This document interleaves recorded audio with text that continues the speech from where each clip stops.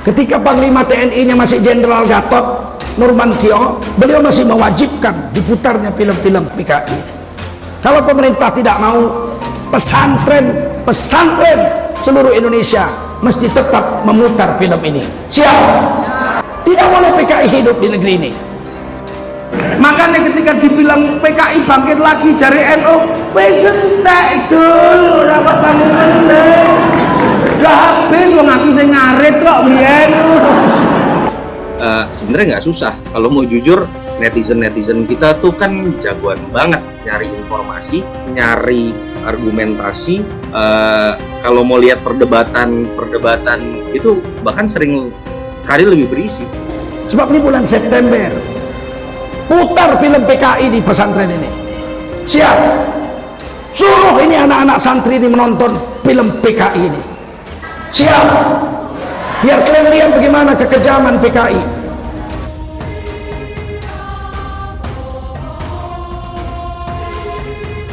PKI itu cuma bonekanya Habib Rizik, cuma bonekanya Tengku Zulkarnain, cuma bonekanya Haikal, cuma bonekanya Maher, cuma bonekanya Sugiknur, cuma bonekanya keluarga Cendana.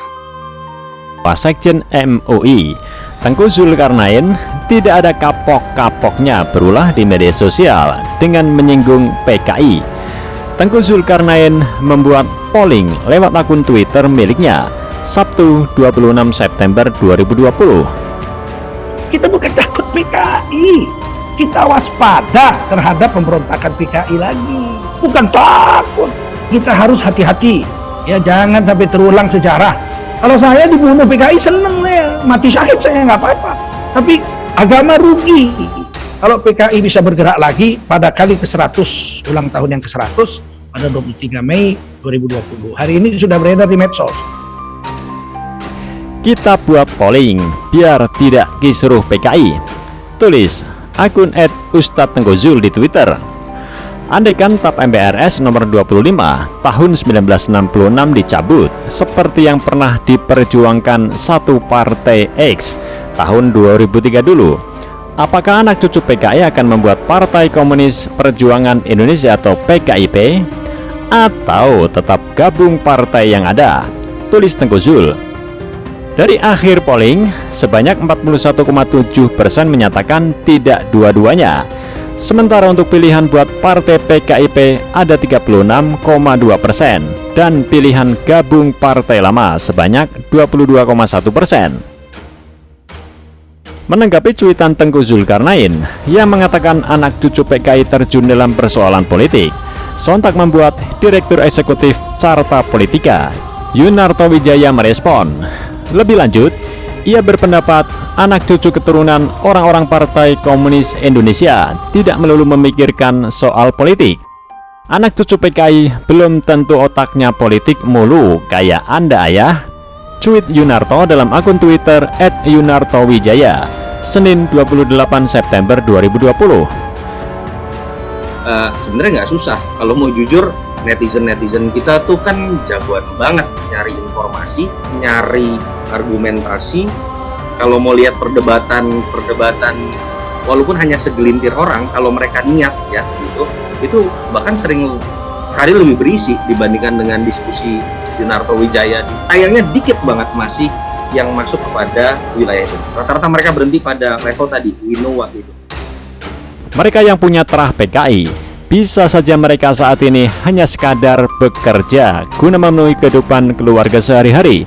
Apalagi tidak ada seorang pun yang dapat memilih untuk dilahirkan dari orang tua dengan latar belakang partai tertentu. Mungkin mereka sekadar bekerja atau berusaha buat hidupin keluarganya. Boro-boro mikirin bikin partai, anak atau cucunya tidak pernah minta dilahirkan dari ayah dan ibu berpartai apa, tegas Yunarto. Pendakwah karismatik dari Nahdlatul Ulama atau NU, Kiai Haji Ahmad Muwafiq atau yang kerap disapa Gus Muwafiq, dalam suatu kesempatan pernah mengungkapkan perihal peristiwa kelam G30S PKI ini. Beliau memaparkan kronologis munculnya gerakan pengkhianatan PKI yang bermula dari konsep Nasakom Bung Karno hingga peran sentral NU dalam menghabisi eksistensi PKI di Indonesia. Tapi karena bangsa ini terancam lah, terus yang ngomong bangsa karek telu tok coba waktu itu. Karek Bung Karno, PKI karo karena tinggal telu iku udah sing ngomong bangsa. Liyane wis ngomong harus diganti, ganti sistem, ganti khilafah, wis karepe muli-muli ngono kuwi. Nah, tapi NU begitu delok iki bangsa terancam, ya wis konconan PKI, konconan Bung Karno lewat NASA kok dibully, ya mesti dibully di zaman saiki ngono.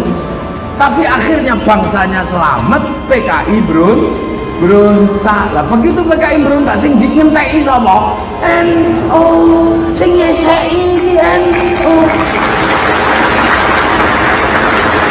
NU sing ngarit, Kang, NU sing ngarit.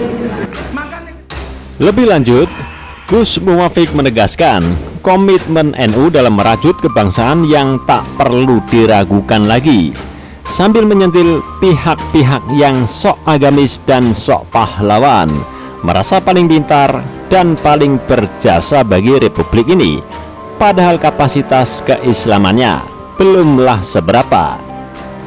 Ya, orang-orang macam Tengku Zul dan kawan-kawan ini misalnya. NU kalau sudah berbicara bangsa ndak goyah NU itu gitu ya. Jadi ojo kaget kalau hari ini sedang ngeramut bangsa. Soalnya nomo urusan agama wis rampung NU wis beres. Ra ono wong pinter nek gak kiai NU wis sak iki ngoten niku mawon. Wis to. Deloken. Lha wong sing liyane lho nasre ora dadi. Kafaro yukafiru kufron piye to? Oh ya atlafa apa terusane ngono lucu. Lha ngene bedakno kafir karo jamak mufrad e ra ero. Wong ilmune download. Kene iki tinggalane para wali kok. Para wali yang download, ning download-e siji. Wali niku la khaufun alaihim walahum yang ora wedi. Sebab ini bulan September, putar film PKI di pesantren ini. Siap, suruh ini anak-anak santri ini menonton film PKI ini. Siap, biar kalian lihat bagaimana kekejaman PKI. Ketika Panglima TNI-nya masih Jenderal Gatot Nurmantio, beliau masih mewajibkan diputarnya film-film PKI. Kalau pemerintah tidak mau, pesantren seluruh Indonesia mesti tetap memutar film ini. Siap? Tidak boleh PKI hidup di negeri ini. Innal munafiqina yukhadi'una Allah wa huwa khadi'uhum. Sesungguhnya orang-orang munafik hendak menipu Allah, tetapi Allah balas tipuan mereka.